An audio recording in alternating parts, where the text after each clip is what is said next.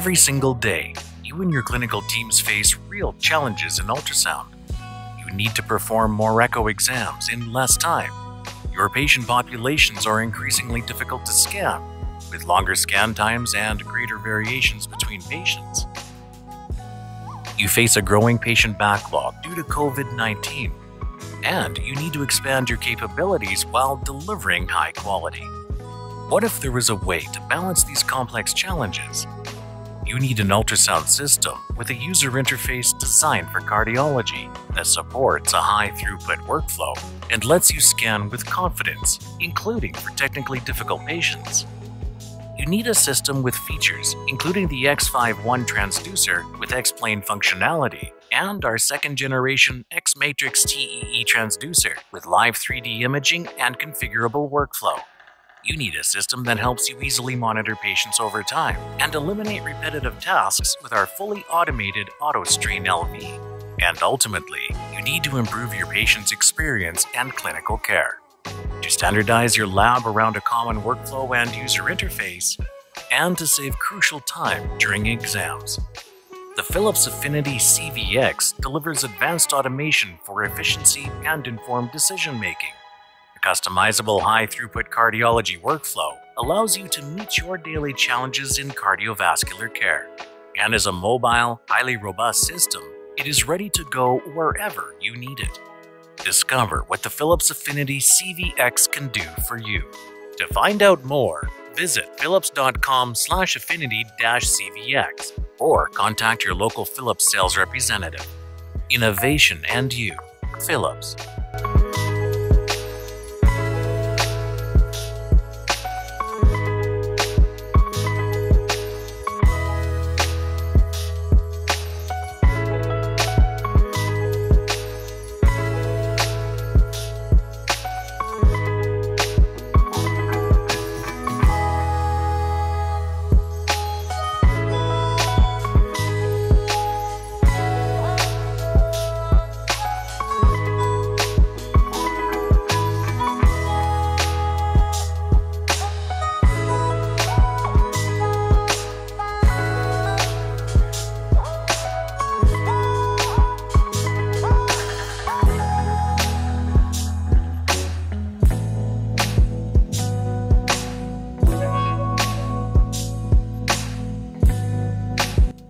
Liver fibrosis and cirrhosis affect millions of people worldwide.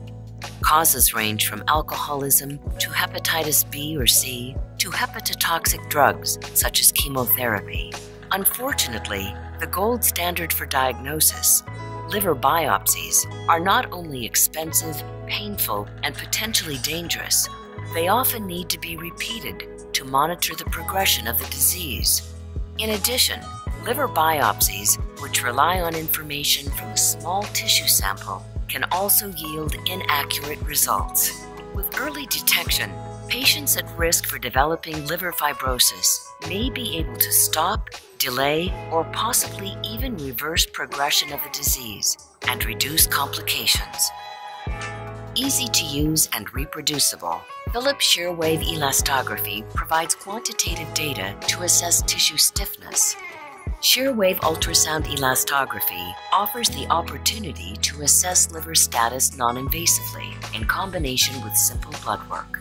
Shear-wave point quantification utilizes normal imaging transducers to conduct a virtual biopsy. At the touch of a button, clinicians can acquire liver stiffness data using a unique series of ultrasound pulses. This data helps clinicians assess early fibrotic changes, including information that cannot be obtained in a single tissue sample. Quantitative shear-wave samples can be stored and a final report generated. Philips shear-wave ultrasound elastography can turn what normally is a costly, invasive, painful procedure into a simple, easy, painless exam. It helps clinicians assess the progression or reversal of the disease, and it makes a cost-effective approach to help clinicians assess patients who are undergoing potential hepatotoxic therapies. Now, ultrasound labs can expand their services to offer the next step in liver fibrosis and cirrhosis screening. as a step that offers a less invasive, simpler way to reach a definitive diagnosis. Shear-wave elastography. Liver assessment made easy. Innovation and you. Philips. Hi, this is Hobie Sears with Provo Medical with another Hobie Sense. Today we're going to talk about DICOM setup on the Philips Epic and Affiniti. So once you have all of your DICOM information ready and you're ready to dive into the unit, press support and we'll pick up from there. Okay, so now that we are in support, we're going to slide over here to Network DICOM. And first we're going to go to Network Settings. So if your machine's already networked and on a network, then you won't need to come in here, obviously. And there's two types of connection to your network. There's wired and wireless. This particular machine is set up right now on a wired network.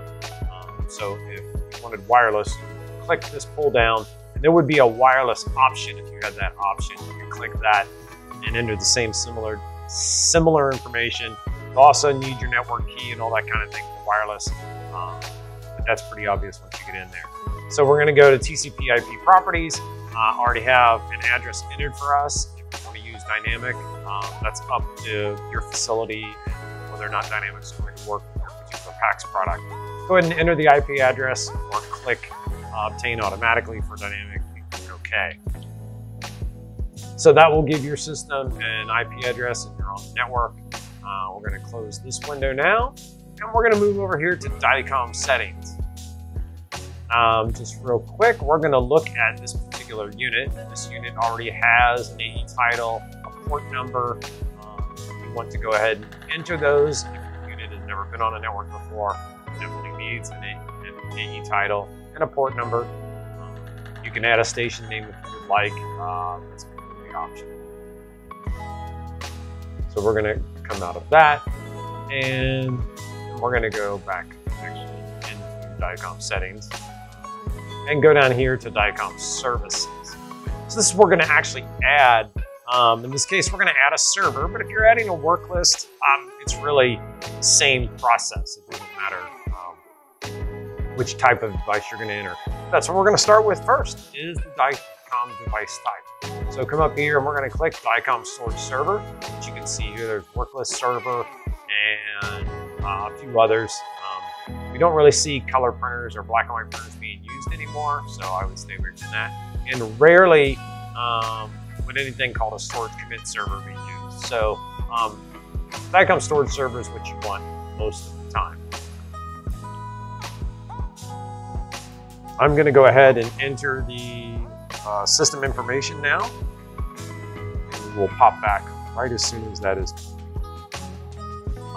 So let's just run through these real quick. So we've got the device name. This is what the device is just going to be commonly called. And with all PACS servers and hospitals and doctors' offices, the name does not, it can be a lot of different things. Like you can choose the name.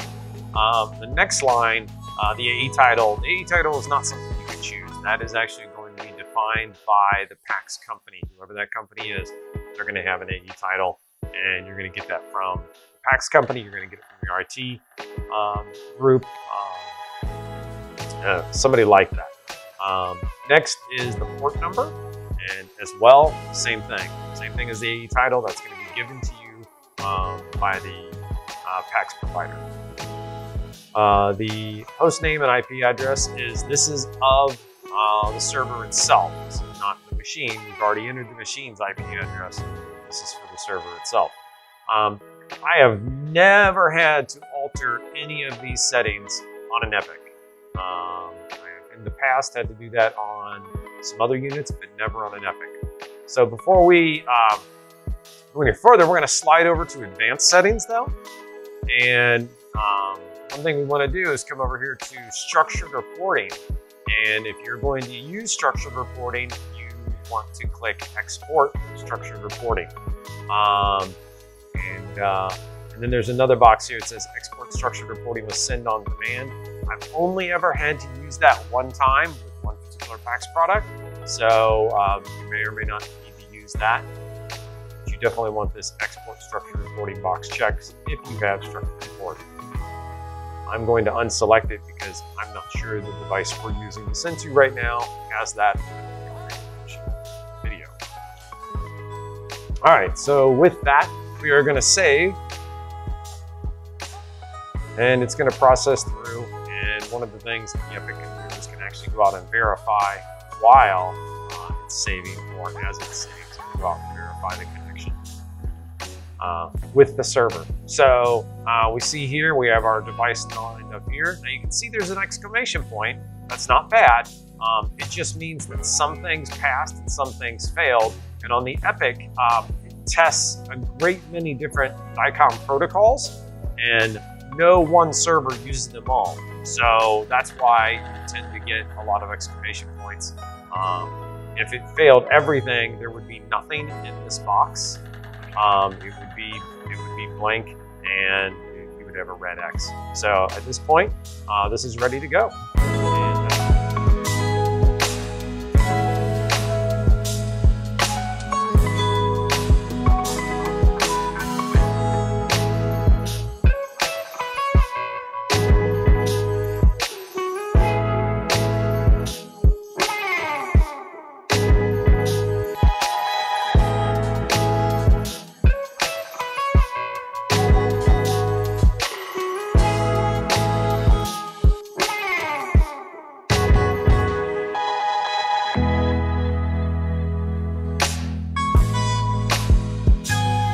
I am Dr.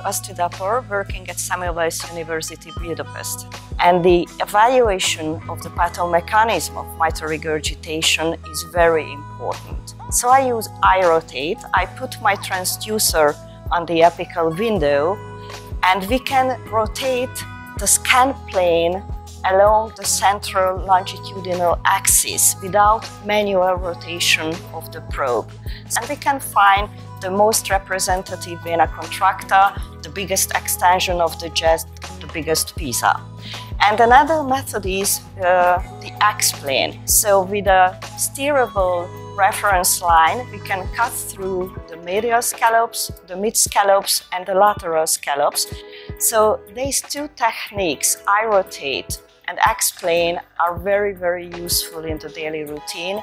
We can save on a lot of time, and we will have a much more accurate diagnosis regarding the pathomechanism of the mitral regurg, and we can also use it for teaching purposes. I'm Elastography Cruncher from Bucharest, Romania, and I'm working in the Institute of Emergency for Cardiovascular Disease, Professor CCELS, which is an academic hospital. During stress echocardiography, iRotate allows to complete an entire stress echo protocol, including standard apical 4-chamber view, 3-chamber view, and 2-chamber view, without manual intervention. The rotation for 2- and 3-chamber view are coming from non-foreshortened 3rd-chamber view, and this set of images can be looked at in 4 settings for all stages of the stress protocol. It allows us to offer all physicians and very accurate LV analysis.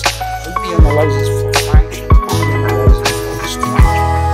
iRotate technology reduces variability in stress echo protocol, improves workflow, it's less time consuming compared with traditional echo, and it's a matter of education, because young fellows are very keen to see what's happened step by step, fully rotated. This kind of technology should be part of routine echo stress protocol in most American. Innovation